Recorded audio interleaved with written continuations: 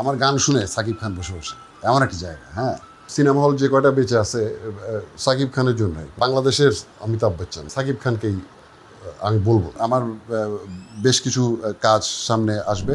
ভালো, আমার টিজারটা খুব ভালো লাগছে। টিজারটাই তো হিট, মানে খুব সাড়া ফেলে দিচ্ছে টিজারটা। সবাই দেখলাম বেশ আনন্দিত, উৎসাহিত। টিজারটা বেশ ভালো হয়েছে, আমার খুব ভালো লাগছে। খুব একটা ইন্টারেস্টিং জায়গা, যে জায়গায় সচরাচর কেউ যেতে চায় না। হ্যাঁ, এমন একটা জায়গা, কিন্তু আমি সেটা বলবো না। এবং আমার গান শুনে সাকিব খান বসে বসে এমন একটা জায়গা। হ্যাঁ, তো এই জায়গাটা আমি বলতে চাচ্ছি না। এই জায়গাটা একটা রহস্যের মধ্যে রাখতে চাচ্ছি সবাইকে। সবাই এটা সিনেমা হলে এসে দেখবে। আজমান রুশো রকস্টারের ডিরেক্টর, খুব নাম করা এবং খুব ট্যালেন্টেড ডিরেক্টর সে। তার প্রথম ছবি। তো সে আমাকে ফোন করছে, ফোন করে বলছে যে একদিন তার অফিসে ডাকছে নিকেতনে। আমি গিয়েছিলাম। যাওয়ার পর সে আমাকে বলল যে এই প্রথম বাংলাদেশে মিউজিক নিয়ে একটা ফিল্ম সে করতেছে, মানে করার চিন্তাভাবনা করতেছে। তা আমি স্বভাবতই মিউজিক নিয়ে বাংলাদেশে তো মানে ফিল্ম হয় না।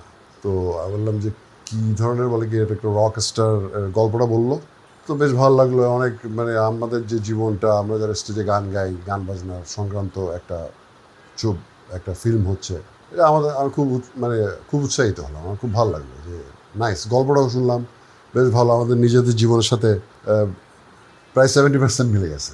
তবে জিজ্ঞেস করলাম যে এটার চরিত্রটা কে করবে, তখন বলল যে সাকিব খান।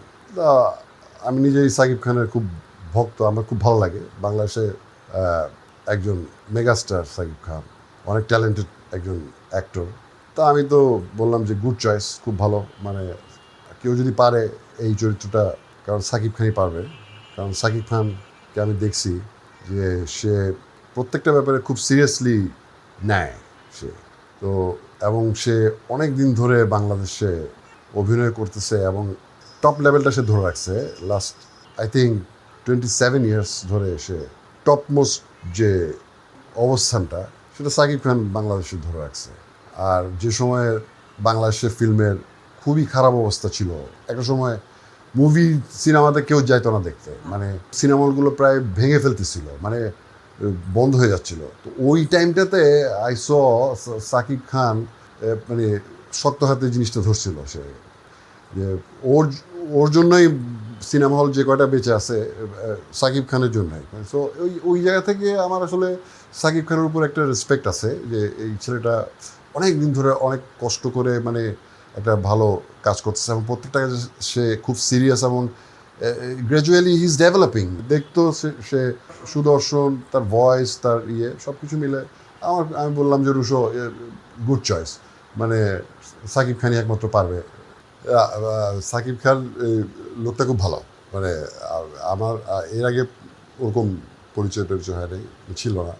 একবার প্রথম আলোতে মেরিল প্রথম আলো পুরস্কারে ওনার সাথে আমার দেখা হয়েছিল, হাই হ্যালো, তেমন কথাবার্তা হয়নি। তো এবার শুটিংয়ে উনি ছিলেন। শুটিংটা হয়েছিল ড্যামডার একটা জুট মিলে একটা সেটে। তো একটা ওই সময় আমাদেরকে রুশো আর কি ইন্ট্রোডিউস করাইছে সাকিব খানের সাথে। উনি খুব সুন্দর করে কথা বলেন, ভালো লোক। কথা বলে বোঝা যায় যে অন্তরটা খুব ভালো। খুব সুন্দর করে কথা বলেন এবং সবার সাথে খুব ভালো ব্যবহার করেন। তো আমাকে উনি আগে থেকেই চিনতেন। এই আমি না, মানে আমি তো ফিল্ম কম দেখি, ছোটোবেলায় দেখতাম। এই যে যখন আমি খুব অমিতাভ বচ্চনের ফ্যান, মানে রজনীকান্ত, তারপর এই যে আমি একসময় সঞ্জয় দত্ত হতে চাইতাম, ওরকম ড্রেস পরতাম। মানে ওই যে ছোটোবেলায় সালমান খান হতে চাইতাম, শাহরুখ খান হতে চাইতাম, এদেরকে আমার টপ মোস্ট মনে হয়। তো বাংলাদেশে যদি তুমি বলো যে ওরকম কাউকে চুজ করতে, যে বাংলাদেশের অমিতাভ বচ্চন বা বাংলাদেশের রজনীকান্ত, আমার কাছে সাকিব খানকেই আমি বলবো যে এই লোকটাই বাংলাদেশের।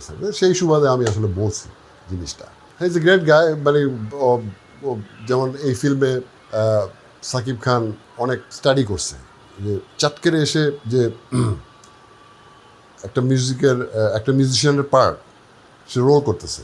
সে চাইলে পারতো যে না, মানে গিটারটা ধইরা বা একটা কিবোর্ড ধরে একটা করতে, কিন্তু না, সে সেটা করে নাই। সে স্টুডিওতে আসছে, প্রত্যেকটা জায়গায় গেছে, গিয়ে অনেক মিউজিশিয়ানদের সাথে সে মিশে সে দেখছে যে একটা কিবোর্ডিস্ট কীভাবে কিবোর্ড বাজায়, একটা পারফর্মার কীভাবে পারফর্ম করে। হ্যাঁ, তো এতটুকু কষ্ট কিন্তু সে মানে করছে এবং সে করে। তো সেই জায়গা থেকে আর কি বলবো, সে প্রত্যেকটা তার অভিনয়ের জন্য সে সেরকম সিরিয়াস এবং সেই কষ্টটা সে করে। তো he is a very good actor এবং সে দিন দিন তার ডেভেলপ হচ্ছে। আমার বেশ কিছু কাজ সামনে আসবে, আমি করতেছি। আমার একটা টিম আছে, আমার তাণ্ডব ব্যান্ড যেটা আছে ওইটা নিয়ে আমি আবার সিরিয়াস হচ্ছি। তো পান্থকানাই অ্যান্ড তাণ্ডব এই শিরোনামে আমাদের বেশ কিছু নতুন গান রেকর্ডিং চলতেছে এবং আমাদের মিউজিক ভিডিও কাজও আমরা স্টার্ট করছি। তো আমার একটা ইউটিউব চ্যানেল আছে, ওইটা হচ্ছে পান্থকানাই অফিসিয়াল ইউটিউব চ্যানেল। তো সবাই ওইটাতে একটু কাইন্ডলি সাবস্ক্রাইব করে বেল বাটনটা অন করে রাখবেন, তো যেন আমার নতুন গানগুলো আসলে যেন আপনারা সবাই শুনতে পান। আমি সামনে বেশ কিছু ভালো ভালো গান নিয়ে আসবো আপনাদের সামনে।